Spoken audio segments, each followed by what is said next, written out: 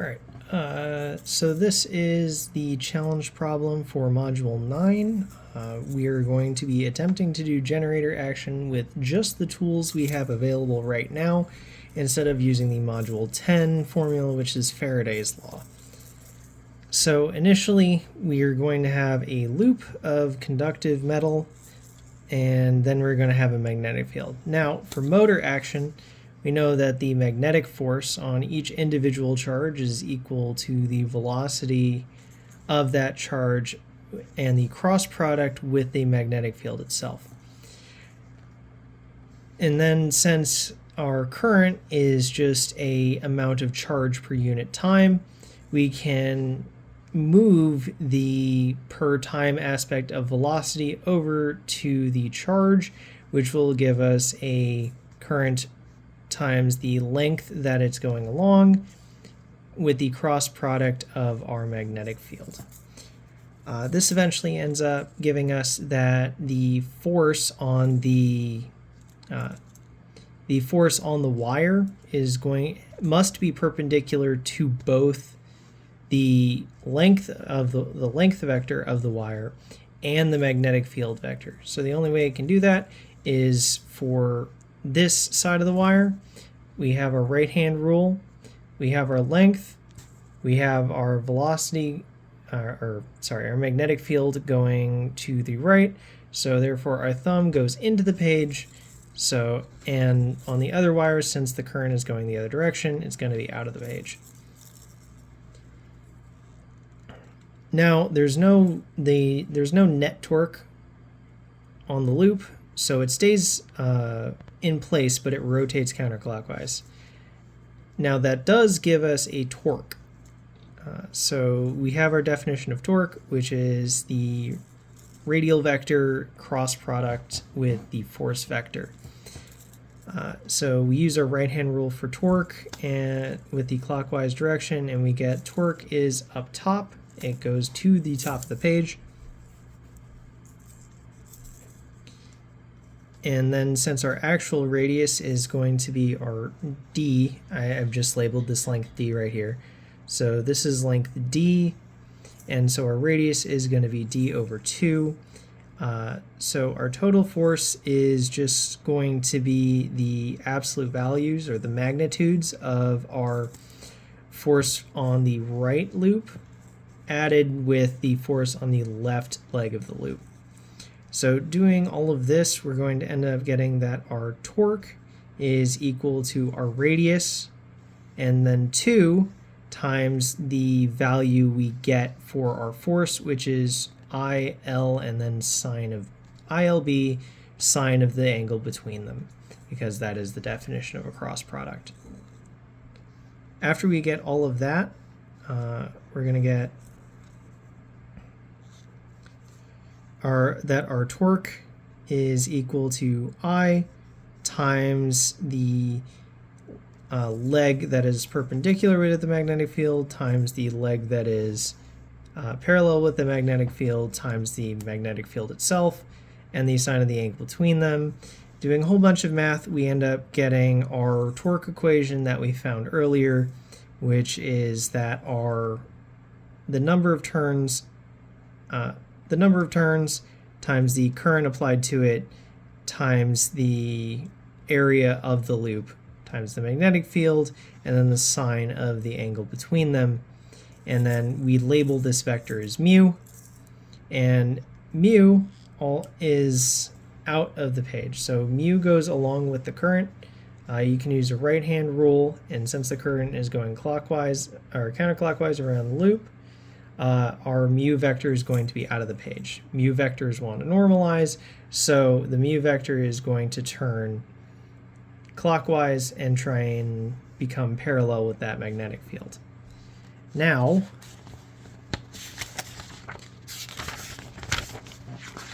give me a sec. Let's consider motor action. So we're not going to just rearrange it because the mu vector requires an input current. You can't just simply take current out and rearrange it. So now we must consider a loop with no current. There's no directional current. We can't do force But what we can do is we can apply a torque to this loop.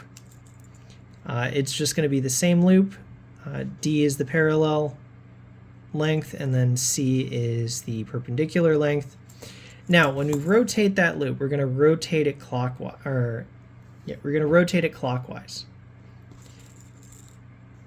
If we rotate it at a constant speed, we can actually get a velocity relative to the magnetic field. And because there is a velocity relative to the magnetic field, and this is a conductive loop, those electrons are free to move within the loop, and now we have the prerequisites for getting a magnetic force on every single charge carrier within a loop. We can also end up getting our angular velocity, which is going to be 2 pi times the frequency that we rotated at, so how many revolutions per second. And then 2 pi is just, or 2 pi times the radius, which is d over 2. That's just going to be the distance traveled. So this is distance traveled per unit time. That's our velocity.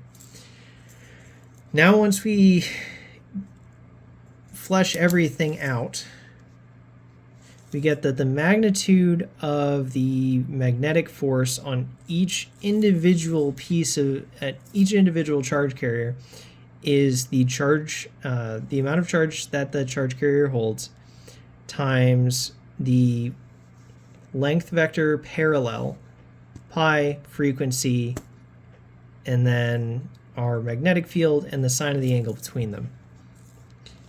Now, assuming the length of the wire has a uniform charge density, and the radius and circumference, or the radius and therefore the cross-sectional area, remain constant throughout the wire, what we actually have from this equation here is the individual force on each. And if we know the charge carrier density, because it's not necessarily a charge density, this is not charged, but there is a certain amount of charge carriers per unit length, because the amount of charge carriers per the tiny bit of volume we have, as the area is not changing, the charge carriers per unit area, or unit cross-sectional area here, is always the same, so it's only dependent on vector, or on the length of the wire. So I've just labeled this alpha for right now. That's our charge carrier density, and then times, and then you have to sum up each individual tiny little bit of length here. And from there, we can get the total force distributed throughout the entire thing, the total flow. And that's going to be the integral of our charge carrier density times the magnetic field times this entire thing pi, because again, we're still rotating it at that speed. It's just d pi f. And this is going to be our angular velocity, and then times the sine of theta. And this is all going to be over the length of the wire. And then, so the total we get out of that is it's going to be our charge carrier density times our magnetic field times the first length times the second length times pi frequency, and then the sine of the angle between them. Now, CD, that's just the area of our loop.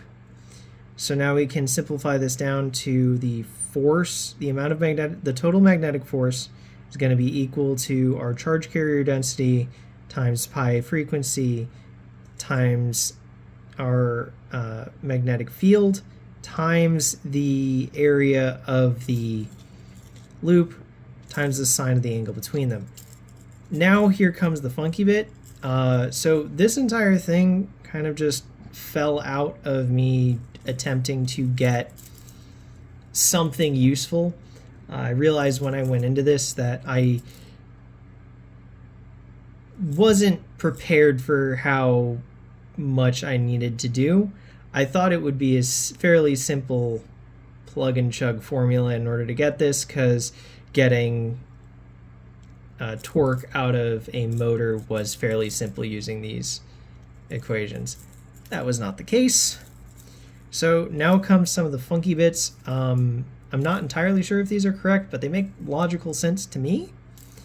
So now what we're going to do is we're going to isolate this portion of it, and that will make sense in a bit. So if we isolate this magnetic field and then the A, and this is just B cross A. It's not exactly what we want right now, but if we look at this side of the equation, we have the force placed on B over pi times the frequency and then our charge carrier density.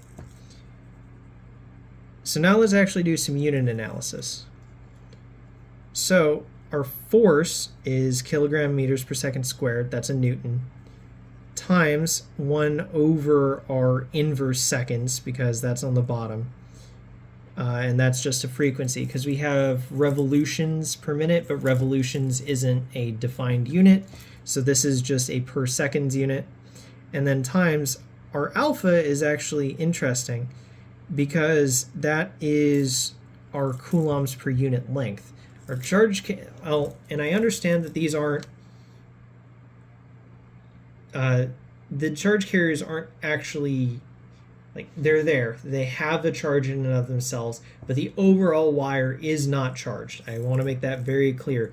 The charge carriers themselves are there and available to be moved, but it is not a charge on the object itself. So if we multiply all of these together and actually do some unit analysis, we say that it's kilogram meter squared per second coulomb. And that's a bunch of nonsense units. But if we take the derivative with respect to time on this entire all of this, we get kilogram meters per second squared coulomb. Now, a joule is a kilogram meters per second meter squared per second squared, and then a volt is just a joule per coulomb. So the derivative with respect to time to this entire side of the equation is induced volts. This is the voltage induced on the wire. And this is where it breaks down. So I was unable to find a good way to get this to equal Faraday's law, because after I was working through the entire thing, I came to this point and I figured out that the derivative of this is eventually would equal a volt. And from our newer class on the first bits of module 10, I know Faraday's law is our induced voltage is the negative change in magnetic flux with respect to time. So this, and if you recall from this side of our equation, we have a sine theta here, but over here, if we could take the derivative of this entire thing, but the reason that I don't want to is because this is this has a derivative taken of it already. I had a sine theta here instead of a cosine. I have a feeling that this is how this would work, but again, I could not get it to mathematically complete. I know that this is Faraday's law. That's just the definition of it. The only way I can think to describe this is, well, we guess we had a sine over there. The B dot dA itself, if we break up this little area into a bunch of little areas and give them all individual vectors,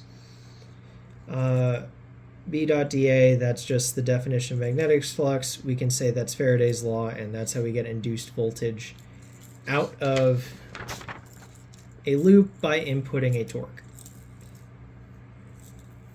So I know there's a lot of ways that this mathematically breaks down, and so I'm interested to see if I was at least on the right path. This did take me a while,